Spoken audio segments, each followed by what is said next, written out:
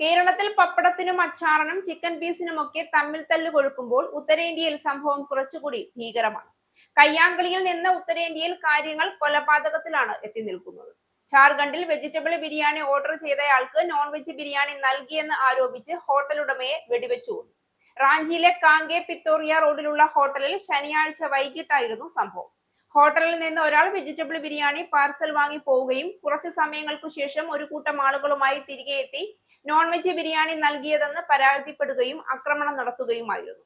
ശനിയാഴ്ച രാത്രിയായിരുന്നു സംഭവമെന്ന് റൂറൽ പോലീസ് പറഞ്ഞു.